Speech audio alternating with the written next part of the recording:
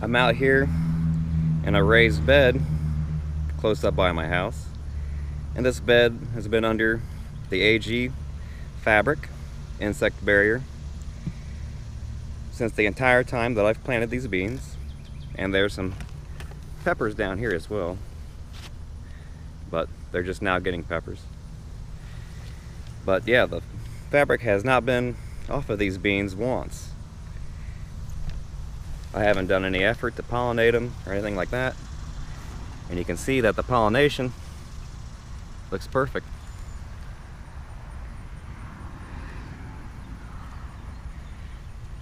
These are the Easy Pick beans from Johnny's Seeds. They're not too long. Good color, good flavor. Very tender. I like eating them just plain. But it goes to show you that you don't need the bees to be your pollinators, at least with beans. Now some vegetables like cucumbers and things of that nature do require, or at least get much more help from bees, because the pollen granules are larger, and things like ants and the wind don't provide as good of a means to transfer the pollen.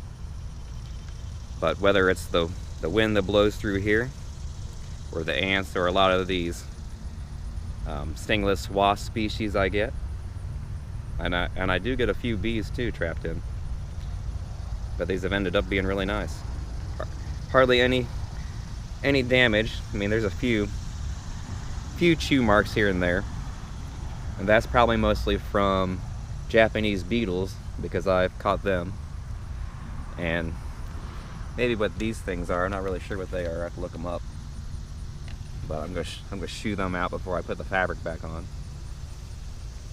But yeah, I'm gonna pick a good crop of beans, and had the AGfabric not been over top of them, you probably would see every leaf Swiss cheesed with little holes, because the squash bugs and the Japanese beetles and cucumber beetles and everything that's opportunistic for a nice tender green leaf would be on it. And you would have lots and lots of bug eggs on the back sides of the leaves as well. And they probably wouldn't last long, because I've never had too much luck without any protection. Usually, if I didn't have the AGfabric, I did something like this, I'd be spraying it with the Surround, the kaolin clay. But that's not completely foolproof. And then you have white clay all over your beans that you have to wash off. That's not too easy, or any vegetable for that matter. It's difficult to get the kaolin clay off. But nothing to wash off here. Perfectly clean in a raised bed. No dirt splashed up because I got landscape fabric down. Really can't figure out much too better a way to do it. But let's go check out some perfectly grown squash that I have underneath some insect barrier fabric as well. Here I have about 60 feet of butternut squash, with each plant having a vegetable cage. That way it kind of grows vertically, fills in the space underneath this insect fabric. And again, I have not lifted the insect fabric from these plants once while they've been growing. As soon as I planted them, I got the AGfabric barrier over top of them all.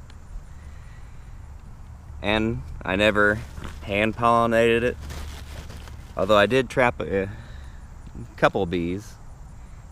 I found one up here that I accidentally killed. They got sandwiched in between some of this twine and the fabric, so be on the lookout if you see any bees that get trapped. Go ahead and let them free.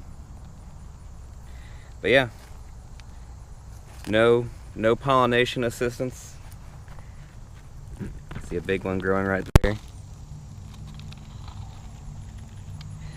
And it's probably going to be the most squash I've ever had. Let's see if I can peel this up. See one there, a couple there. Now, on the margins, you can see, like for this, there's a squash right here that's gotten chewed on pretty bad. Most likely it's because it's, you know, underneath the sandwich of this the fabric, so some bugs were able to get to it. So I try to keep everything up in the row. I've already pushed back the vines a couple times. They will try to grow towards the sun. So yeah, you'll initially have to kind of train the vines to do what you want. But yeah, I'm really happy with this production. I'll have probably more I'll be able to sell at the markets. Probably have to sell quite a few to the restaurants, and maybe even have extra to give away to the food banks. But that shows you how great this insect barrier is, whether you're using the cheaper AGfabric stuff, which, you know, is doing the job for this just fine, or the higher price Protect Net, which I'm gonna have, you know, hopefully the same situation with these pumpkins. I'm not gonna pollinate them. I let the bugs inside do it. They're kind of my prisoners. And again, you can see some peppers I have. Although I've left the fabric off of those for a few days at a time, but I don't think it matters because the peppers that were by the beans still had peppers growing on them. I never took the fabric off. So yeah, the ants, the stingless wasps, and other bug species can do the job in the absence of bees, even though the bees do a better job. And ultimately, hand pollination is the most efficient, even better than bees. But I'm going to continue doing this technique, see how many other vegetables I can do it. I just don't do it on these tomatoes because I don't want the blight to set in. Because when you have this fabric over it, it does contain the humidity in a little bit, so be aware of that.